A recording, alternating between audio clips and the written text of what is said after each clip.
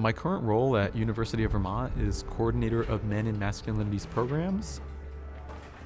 I help think about how we are appealing to male and masculine applicants, thinking about how to ensure that our university still aligns with their interests. We're thinking about not just what's shiny to male students that could get them to apply to college more. That's not sustainable. That's not going to keep them in college. We're thinking about how can we help them build relationships that align with their interests, find purpose while they're here at UVM, and also think about what is fulfilling to them so they can graduate and find success.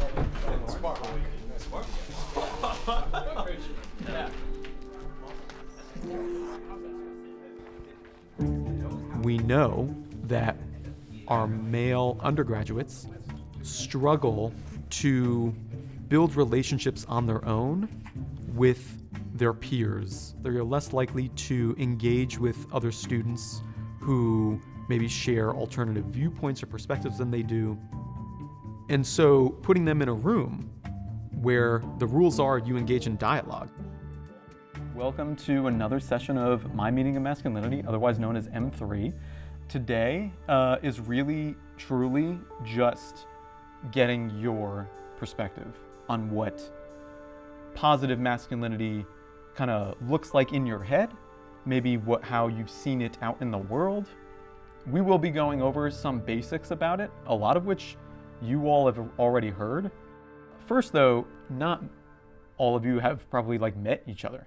So this is actually a little card game I bought when I started this job. It's called Let's Get Real Bro. It is hilarious. So grab one top, one bottom. Don't reveal yet. That way. Top one. Yes, bottom one. Let's see. I didn't know I was interested in this topic really. I feel like before you came to UVM, I talked about growing up in terms of gender stereotypes and gender norms, but I never actually really studied it, researched it, did anything with it. Nonetheless had conversations about it until now. So, and that's been something that's been pretty liberating for me, honestly. I'm having trouble deciding, because the pretty real one is a little hard. Tomorrow you wake up as a woman. What do you miss the most? What do you miss the least? Wow. I think one of the things that I've learned the most about how gender shows itself in society since being in college has been just the level of security that I experience as a man. Just being around town, being on campus. It wasn't until I really understood some of my femme friends perspectives and fears and discomforts that I was oh crap, I don't experience any of that. And what I would miss the least, I think one thing that I sometimes feel envious of as a guy is that I sometimes feel it's a little bit harder to build community amongst men.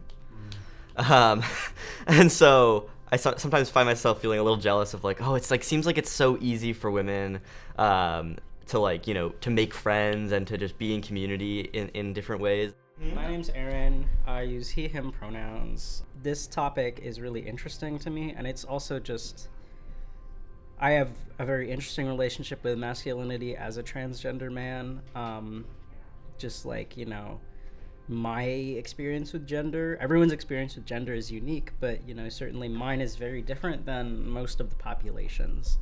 And so being able to talk about that with other people is really important to me. Phenomenal. Thank you all for sharing.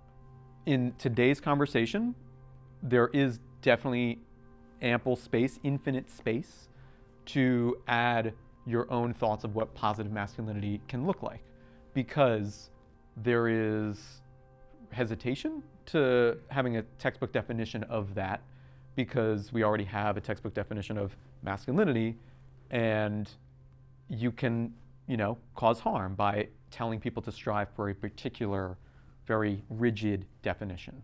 But this is kind of just a starting ground. I'm going to ask everyone in pairs. You are going to go to any of these pieces of paper. And we're going to think about behaviors, words that might associate with your assigned piece of paper. Aaron?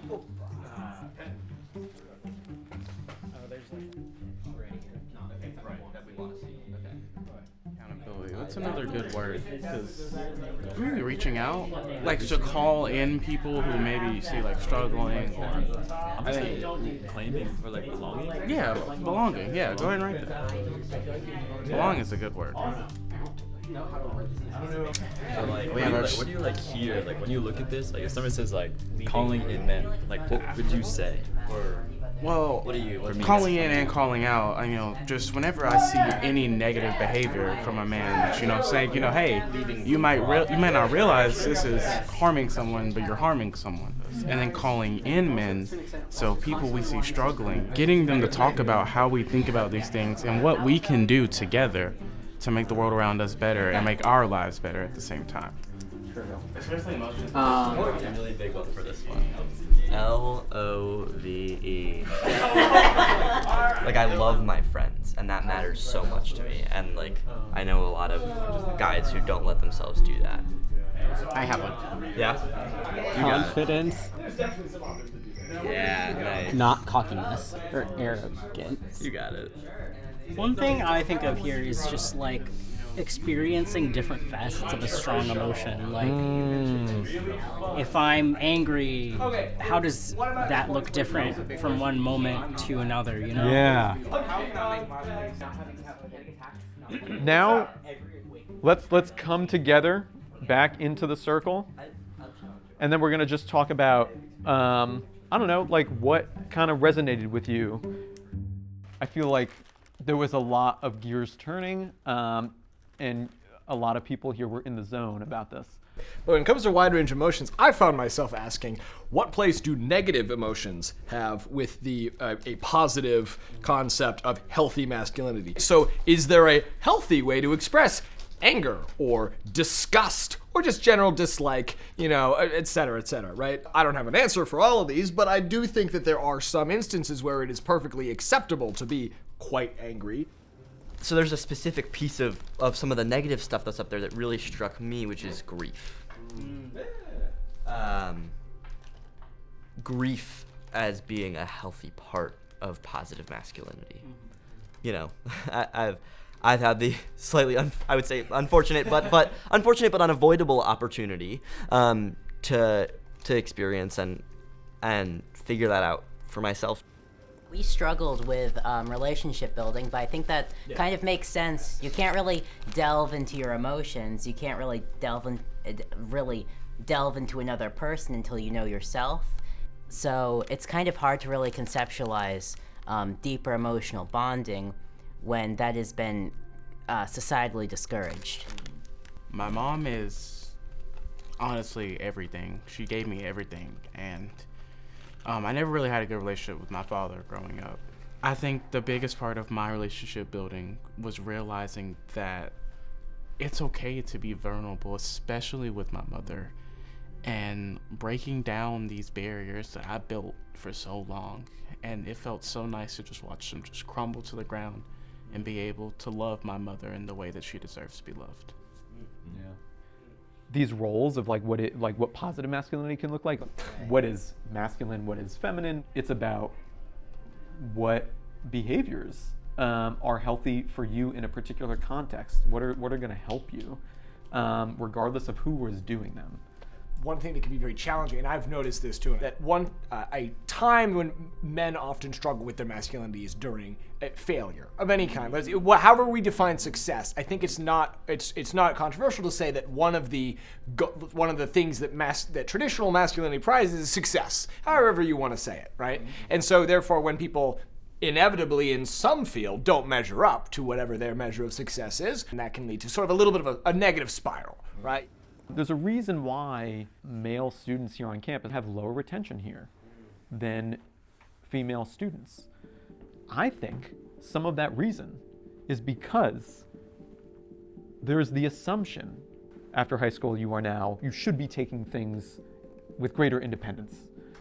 Doing a job, pursuing a vocation, going to college, it's just right. You have higher prestige if you are doing it on your own, or seemingly, right? Like, I failed a test.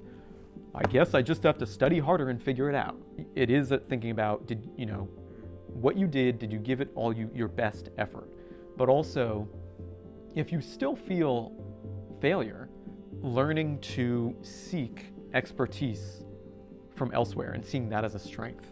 And that is something that is lacking among men here on campus. It gives you a feeling of solitude. One of the things that we're starting to get at here is like, there's a really important balance point of independence and interdependence, right? And like, it's both really healthy to function independently and to grow into that independence. And one of the most powerful independent things you can do is like know when you need help and to know where your resources are, right? Like, I feel confident in my ability to function independently because I know where to go, right? Like, I know who I can trust, I know who's got my back, and I know who to go to for specific things I need. My question for all of you to really close out is, what are the next steps? Like, how do you foster more of this healthy, constructive, like community building behavior? I think empathy is the first step, because I feel like to empathize with someone is to know someone. If you can sit down and talk to someone heart to heart and really get to know them and empathize with them, then they're more likely to want to talk to you more. I mean, this is something that M3 does, but you can do it in a lot of different ways too. It's just like building community. Mm-hmm. Like, people feel more comfortable with each other when they're in community, and that's something I noticed in this room already. Like, we had our little icebreaker, and that was, I think, really helpful. So that's, this is obviously one really structured way to build community, but like thinking about how can we do it with other spaces. I appreciate all of you coming truly, because it's obvious to me how valuable, how impactful your perspectives can be. This really does inform how I can continue the work. Thanks, Evan. Yeah, thank you. Awesome.